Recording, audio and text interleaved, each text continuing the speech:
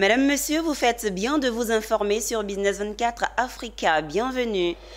À la une de ce journal, Maroc, l'Assemblée générale de la FANAF qui se tient à Marrakech fixe les grandes orientations de la fédération. Solutions géospatiales, le premier showroom de Geomatos Holding ouvrira ses portes le 27 février. Et Université et Grande École, le groupe École 2IAE lance le projet Incube Agri d'Azagui. Nous y reviendrons. Rendons-nous à Marrakech, au Maroc, où se tient depuis le lundi la 49e Assemblée générale de la FANAF, Fédération des sociétés d'assurance de droit national africaine. L'Assemblée générale a permis d'approuver les états financiers et dégager les grandes orientations. Retrouvons Richard Akeke et Isabelle Amalaman à Marrakech dans un récit de Alan Itoua. Avant les panels, les rencontres B2B, les expositions et autres démonstrations d'innovation du secteur de l'assurance, l'Assemblée générale de la FANAF, c'est d'abord cette rencontre, l'AG proprement dite. À Marrakech au Maroc, lors de cette 49e rencontre, le quorum était atteint pour délibérer. Ici, chaque société est représentée par un membre, soit de la direction, soit du conseil d'administration. À cette occasion, les participants ont statué entre autres sur le rapport des activités du bureau exécutif, sur les comptes de l'exercice 2024, sur l'affectation des résultats de l'exercice 2024, sur le programme de travail de l'exercice 2025. C'est le président de la FANAF, César Ekomi en personne, qui a présidé cette assemblée générale. Il fallait présenter le rapport d'activité de l'exercice écoulé, ce qui est normal, dont les membres ont adopté ce rapport et ont apprécié. Nous avons également présenté le budget 2025 et les membres ont adopté ce budget 2025 et nous avons présenté le plan d'action de 2025 qui a été décliné en plusieurs facettes. Là aussi, nous avons eu l'approbation des membres. Donc je pense que sur ce plan-là, nous venons de finir un échange très très positif. Le marché ivoirien était représenté.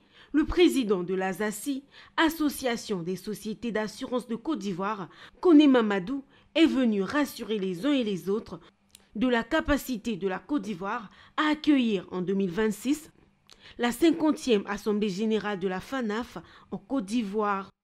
Alors, il faut dire que l'événement est assez historique parce que nous avons présenté la candidature du marché ivoirien pour organiser la FANAF en 2026.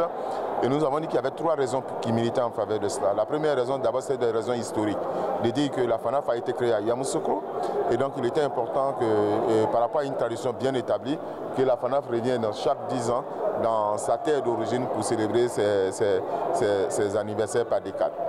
Alors, nous avons avancé aussi la capacité de notre pays à accueillir des manifestations d'envergure. Pour rappel, la FANAF est née le 17 octobre 1976 à Yamoussoukro, capitale politique de la Côte d'Ivoire. Mise en œuvre du contenu local, opportunités, défis et solutions, c'est le thème de la rencontre des anciens étudiants de l'École supérieure de mines et géologie en abrégé ESMG de l'Institut national supérieur polytechnique Houphouët-Boigny, INPHB à Abidjan. Cet événement clé a réuni les professionnels de mines du pétrole et de l'eau issus de l'INPHB pour échanger sur les enjeux et solutions d'avenir de la gestion stratégique de l'eau. Pierre Tebeu et Enoch Yao nous en parlent. Plusieurs points étaient inscrits au programme du rendez-vous des ingénieurs de l'École supérieure de mines et géologie en abrégé, USMG, de l'Institut national polytechnique Houphouët-Boigny. Parmi ces points, une conférence sur la gestion de l'eau en industrie extractive, enjeux et solutions innovantes. Ce thème a été développé par deux ingénieurs membres de ESMG Engineer Connect, Archam Ben Cheikh et Bogilogboui Jean Daniel, qui donnent les avantages de la gestion de l'eau en industrie extractive. Donc, dans la gestion de l'eau, il y a deux volets. On entend par là comment est-ce qu'on minimise les impacts négatifs de l'eau sur les activités. Et le deuxième volet, c'est de savoir comment est-ce qu'on fait un apport continuel, sachant que l'eau est une ressource rare. Il y a des techniques de filtration On parle de membrane, bioréacteurs membranés, des techniques qui vont filtrer tout ce qui est déchets et laisser de l'eau pure. Il y a aussi des techniques de réutilisation. On peut traiter cette eau et la réutiliser en arrosage, la réutiliser en lavage des installations. USMG Ingénieur Connect est un rendez-vous qui réunit les professionnels de mines, du pétrole et de l'eau issus de l'INP-HB. L'amicale de ces ingénieurs-là qui a travaillé sur le thème du contenu local qui est en train d'être débattu aujourd'hui. Et c'était pour voir comment on pouvait créer un cadre pour permettre donc aux entreprises ivoiriennes et en particulier aux entreprises des ingénieurs SMG de participer à cet essor du secteur pétrolier et gazier. L'USMG Ingénieur est une occasion pour renforcer les liens entre les membres et promouvoir l'ingénieur USMG. Plusieurs temps forts ont meublé ce rendez-vous dans l'hommage et le témoignage à certains enseignants ayant marqué la vie de USMG. Des télémètres, des drones, des GPS et bien d'autres solutions géospatiales. C'est ce que le groupe Geomatos Holding compte mettre à la disposition des usagers du secteur et ce à travers un showroom qui va ouvrir ses portes le jeudi 27 février dans la commune de Cocody. L'information a été donnée par les premiers responsables du groupe qui annoncent dans la même foulée la signature d'un partenariat avec le suisseau-suédois Leica Geosystem. C'était au cours d'une conférence de presse. Le point avec Issa Badini et Doumbia Ayuba. Face à la presse, ce matin au siège du groupe Geomatos Holding, le président du groupe, la directrice générale et un partenaire, pour ne pas dire un futur partenaire. Les trois personnalités sont venues annoncer un événement synodé pour le jeudi 27 février. Alors, nous avons tenu à inviter donc la presse pour annoncer deux événements majeurs. Et ces deux événements majeurs qui entament la vie quand même de l'entreprise après pratiquement 11 années de présence en Côte d'Ivoire. C'est d'abord donc l'ouverture d'un showroom longuement mûri qui sera inauguré officiellement donc le 27 février prochain. Mais également, cette ouverture sera couplée avec la signature de partenariat avec le groupe Leica Geosystem. Alors, le showroom, je l'ai dit tantôt, c'est un showroom aujourd'hui d'une superficie de 150 m² à peu près. Donc, dans ce showroom, nous amenons aujourd'hui vraiment toute la technologie, toutes les innovations, toutes les solutions qui sont distribuées. Nous avons présenté ce partenaire qui est Leica Geosystem avec qui nous signons ce partenariat. Mais nous l'avons dit dans nos déroulés tout à l'heure, Geomatos, depuis l'année dernière, passe aujourd'hui aussi un cap qui est de commencer à faire du Made in Côte d'Ivoire. Donc nous avons aujourd'hui des solutions étiquetées de la marque Geomatos qui sont assemblées dans nos locaux ici en Côte d'Ivoire. Une nouvelle aventure que le groupe a décidé de se faire épauler par un autre groupe, Leica Geosystem. À travers ce partenariat, d'abord, nous allons apporter des solutions innovantes au marché ivoirien sur plusieurs aspects et avec plusieurs applications dans le domaine de la construction BTP, mines et carrières, architecture, conservation du patrimoine. Aussi, cet aspect de conservation de patrimoine, il revêt une importance particulière, surtout pour préserver, archiver ce patrimoine en vue de le rénover par la suite. Des solutions géospatiales à même de régler en partie l'épineux problème du foncier urbain en passe de devenir la principale préoccupation des Abidjanais.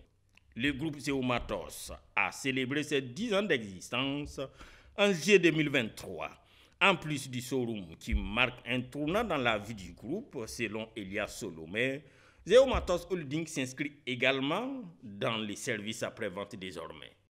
Poursuivons dans le secteur des fruits et légumes. Le président du conseil d'administration de l'Association nationale des organisations professionnelles agricoles de Côte d'Ivoire, Anopassi, a animé une conférence de presse lundi 24 février 2025. Cette conférence de presse avait pour but d'annoncer la tenue du MacFruit en mai 2025 en Italie. MacFruit est un salon international dédié aux fruits et légumes qui se déroule dans la région de Bologne, plus précisément à Rimini. Le PCA de l'Anopassi invite donc les Ivoiriens à découvrir un salon longtemps méconnu du grand public. Le compte-rendu de Philippe Zabo et Christian Guilly. 6, 7 et 8 mai 2025. Voici les dates auxquelles se tiendra le Salon mondial McFood 2025 à Rimini en Italie. Un salon international unique en son genre, représentant l'ensemble de la chaîne d'approvisionnement des fruits et légumes. Production, commerce, technologie pré- et post-récolte, emballage, logistique et services. Nous pensons que nous avons des atouts majeurs. La Côte d'Ivoire, c'est un pays de référence sur l'échiquier agricole mondial et même de l'espace africain. Donc, dans tous les domaines. Mais focus doit être désormais donné sur tout ce que nous mangeons, notamment les fruits et légumes.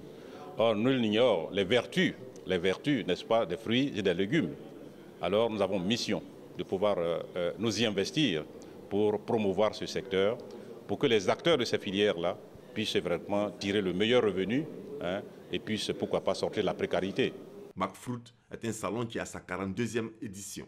Les entreprises ivoiriennes sont donc invitées à le découvrir. Le public cible, c'est bien entendu toutes les entreprises qui sont dans ce secteur des fruits et légumes.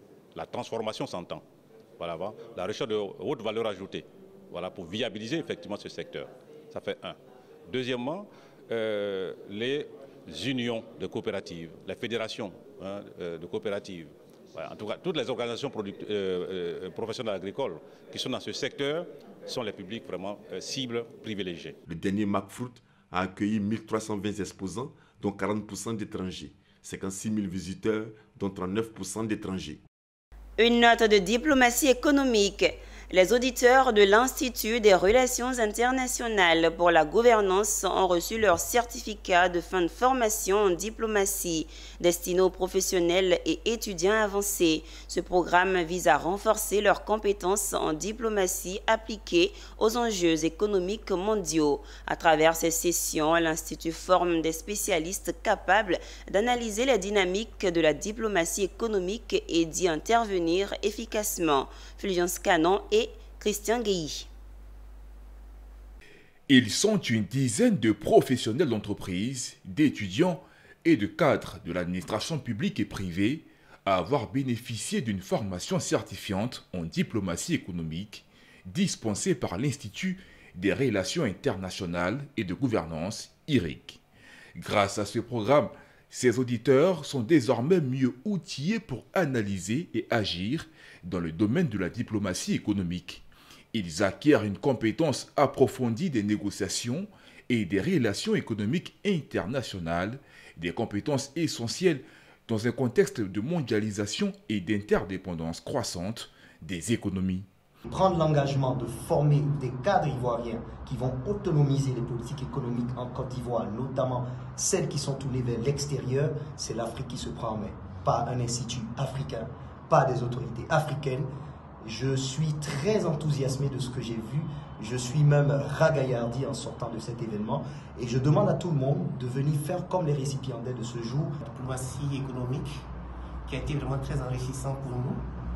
Et je pense qu'au sortir de cette formation, nous serons vraiment très aguerris, aller en eau profonde, donner vraiment le meilleur de nous-mêmes. Je voudrais, au nom des récipiendaires, dire merci au professeur Isis Botian et au DG adjoint pour cette formation qui, en réalité, va nous permettre dans nos domaines respectifs de pouvoir réellement impacter notre environnement. L'Institut des relations internationales et de la gouvernance, IRIG, est une institution de formation et de recherche scientifique spécialisée en sciences politiques.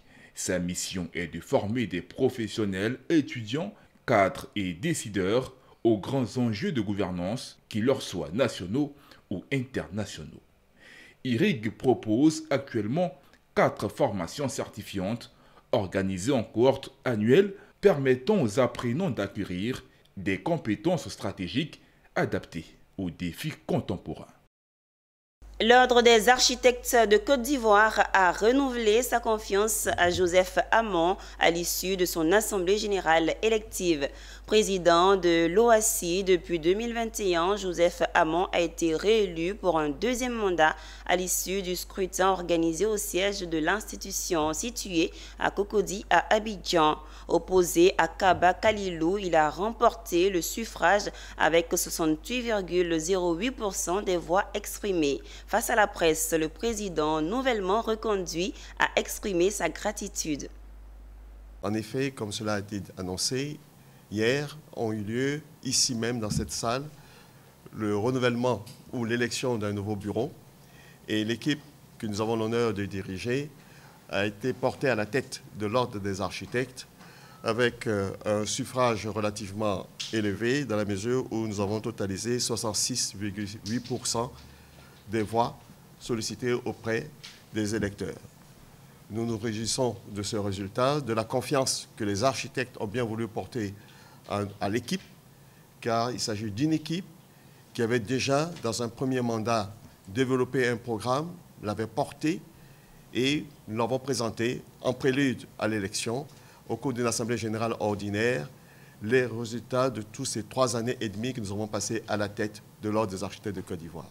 Cela a été jugé très satisfaisant par le quitus qui a été accordé par les membres architectes.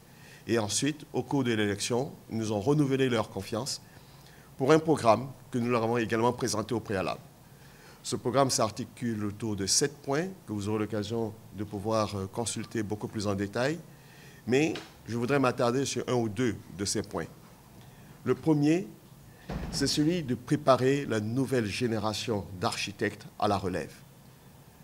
Elle est très forte, elle est ambitieuse, elle est dynamique et elle a tout simplement besoin d'être véritablement accompagnée dans la préparation et dans le suivi d'un certain nombre d'actes qui ont été posés par leurs prédécesseurs. Et pour cela, je voudrais avoir une pensée pour tous ceux qui m'ont précédé à la tête de l'Ordre des architectes de Côte d'Ivoire. Un regard dans le domaine de l'enseignement supérieur.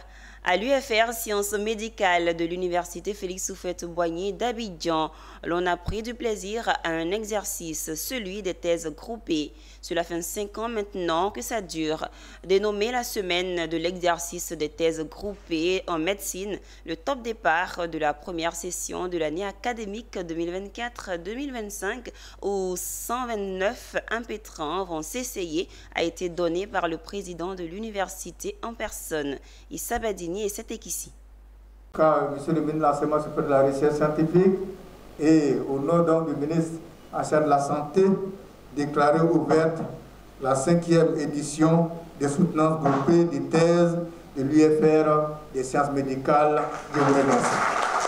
En entonnant cette formule consacrée en de pareilles circonstances, le président de l'Université Félix Houphouët-Boigny donne vie à la première session de l'année académique des soutenances groupées à l'IFR Sciences médicales. Alors aujourd'hui, c'est leur soutenance de thèse, c'est un exercice scientifique pour leur permettre de défendre un travail de recherche. Nous tenons à les féliciter, à les encourager, parce que 129 sur la cohorte de 300 en général que nous recevons en première année, c'est la première section. Il y aura la 2e session en juillet. Donc ce nombre va certainement doubler au moins. Il y a des zones qui sont moins nanties en effectif au plan des médecins. C'est la zone de la Nawa, c'est la zone du Tonki. Et nous luttons, nous faisons en sorte que chaque année, nous puissions les pourvoir en effectif des médecins. Donc venir participer à une telle cérémonie, on ne peut que féliciter. Ainsi, ce sont 129 impétrants qui sont dans la course pour les précieux sésames, qui feront des généralistes qui rejoindront certainement l'ordre des médecins. Ils quittent un monde pour rentrer dans un autre monde. Il est bon que dès la base, nous soyons là pour leur indiquer qu'ils rentrent dans un monde où on aura besoin, comme l'indiquait Madame la directrice, de dévouement, d'éthique et d'humanisme auprès des populations. Cet exercice de soutenance de thèses groupées à l'IFR Sciences médicales est à sa 5e édition, il faut le rappeler. Une autre session est prévue courant 2e semestre de l'année académique 2024-2025. Le projet pilote d'incubation et de développement communautaire dans les secteurs de l'agriculture et de l'élevage à Azaguié, dénommé Projet Incube Agri d'Azaguié a été lancé par le groupe école 2IAE à l'Université de l'entrepreneuriat. Ce projet a été financé par la coopération suisse et mis en œuvre par ONU Habitat et la mairie d'Azaguié. Son objectif est de promouvoir un développement agricole durable et inclusif. Sandrine Kwame et Ezekiel Siri. Dans le cadre du projet d'amélioration des opportunités d'insertion des travailleurs migrants et des communautés locales en situation de vulnérabilité dans le Grand Abidjan, le groupe École des IAE a exécuté le projet d'incubation et de développement communautaire dans les secteurs de l'agriculture et de l'élevage à Azaguié. Un projet dénommé Projet Incube Agri d'Azaguié qui contient plusieurs modules de formation qui seront enseignés aux apprenants durant 12 mois. Il s'agit notamment de formation en entrepreneuriat, en affaires, en marketing et en comptabilité simplifiée. Il s'agit pour nous de renforcer les capacités et les compétences de 150 jeunes dans le domaine de l'agriculture et l'élevage. Au sortir, ils ont deux voies, soit l'emploi salarié, donc on les met à la disposition des entreprises agricoles qui veulent s'installer en Côte d'Ivoire, ou ils sortent avec des plans d'affaires. Donc dans le mécanisme, nous avons mis un fonds de garantie, parce que le projet est financé à 78 millions, un fonds de garantie de 5 millions. Et donc ce fonds de garantie, après les ventes, on va alimenter ce fonds. Le projet Incube Agri d'Azaguié est mis en œuvre par l'ONU Habitat et financé par la coopération suisse et accueilli par la communauté d'Azaguié, d'où la présence d'autorités locales. Dans le cadre de ce projet-là, globalement, il a été développé un plan de développement spatial qui a permis d'identifier un certain nombre de communes qui avaient besoin d'investissement en équipement, mais également des communes sur lesquelles il y avait un besoin en termes d'emploi. Et donc, sur cette base-là, la commune d'Azaguié faisait partie des communes qui ont été sélectionnées. Parce que c'est un projet qui est le fruit d'une coopération avec les ministères, mais surtout avec les autorités locales ici à Azaguié. Donc je félicite tout le monde de cet engagement et je me réjouis de voir ce que ça va devenir dans les années à venir. La Suisse finance ce projet parce que pour la Suisse, l'inclusivité dans le développement est très importante. Donc ce projet, il touche autant les personnes vulnérables ici dans la région que les migrants et les migrantes, et c'est cet aspect-là qui a été le moteur de notre engagement. Après 12 mois d'incubation, 200 hectares ont été mis à la disposition des apprenants pour la production à grande échelle. À Soubré, l'Organisation internationale du travail a lancé le programme de mise en apprentissage pour 32 jeunes âgés de 14 à 17 ans dans la localité de Méagui. La mise en œuvre de ce programme vise à renforcer la lutte contre le travail des enfants dans le secteur agricole. C'est un reportage commenté par Michel Brou.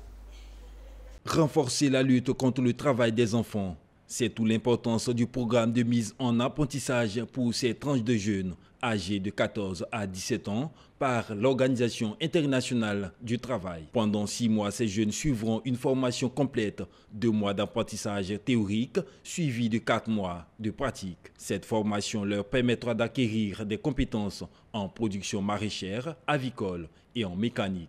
Le programme est basé sur 3 métiers qui, selon le classement du programme ou de la méthodologie TRUI de l'OIT, sont les principaux métiers qui ont été identifiés par les acteurs de Méagui. De la mécanique moto, il s'agit de l'agriculture, il s'agit du maraîchage.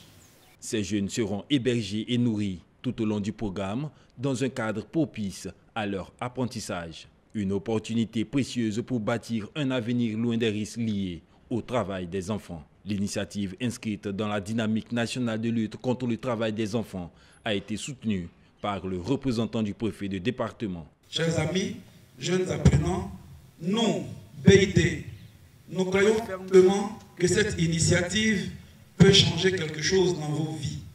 Et c'est pour cela que nous réalisons tous ces investissements aux côtés du gouvernement ivoirien.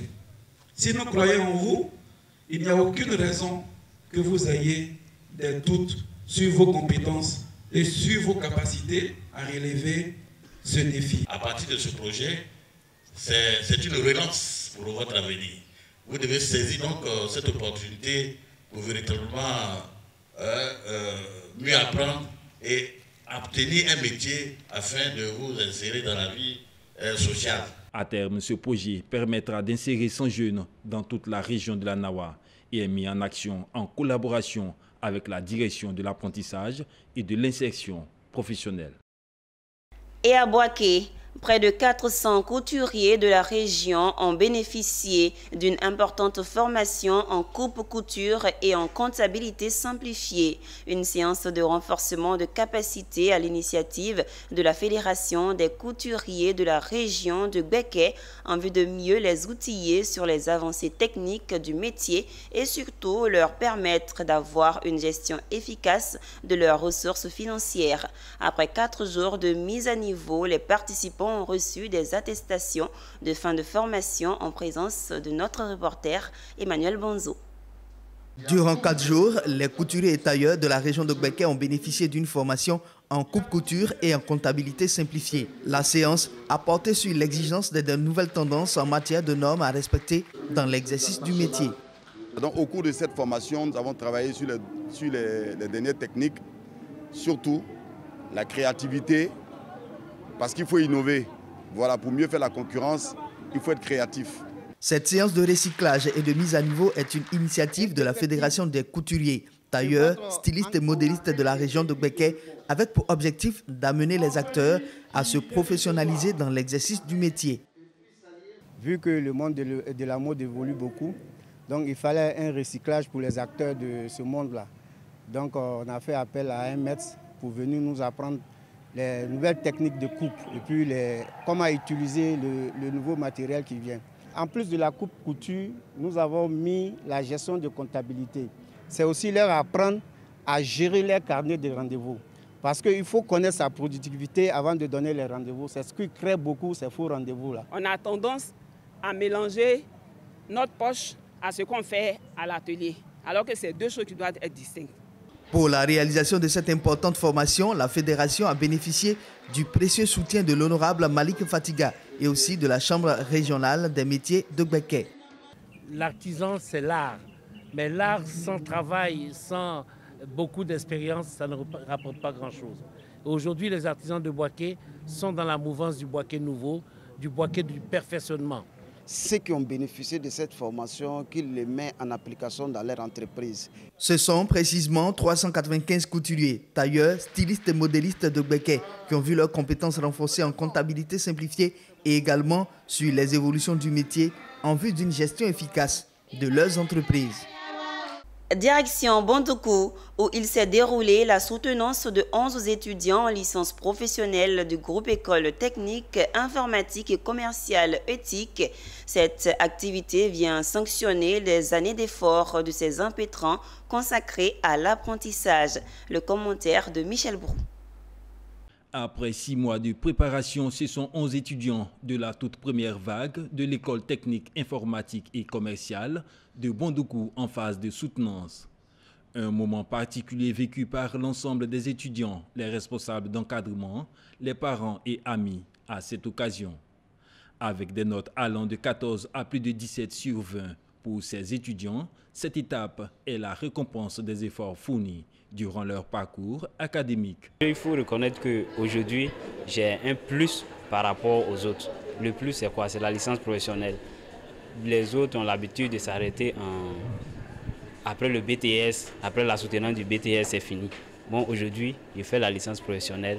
Je suis vraiment très content. Désormais ambassadeurs de l'excellence, les performances des impétrants ont été vivement saluées par l'ensemble des autorités locales, amis et les responsables de l'établissement d'enseignement. Nous devons noter que le groupe éthique essaie de faire un maillage au plan national. Il y avait des établissements à Abidjan, notamment aux 2 plateaux, à Makori, Yopougon et Abobo, mais également à l'intérieur du pays avec des villes universitaires comme Bondoukou, Korogo et bientôt Odiéné. Et donc ce que nous faisons, c'est de rapprocher les universités et les établissements d'enseignement supérieur des populations pour qu'elles puissent, sur le plan local, développer leur carrière au niveau de l'enseignement supérieur. Créé en 2012, le groupe éthique enregistre plus de 14 établissements d'enseignement supérieur, secondaire, général, technique et professionnel basés à Abidjan et à l'intérieur du pays. Il propose des cours en ligne et en présentiel. C'est la fin de ce journal préparé par l'ensemble de la rédaction. Merci de l'avoir suivi. Les programmes se poursuivent sur Business 24 Africa, la télé utile.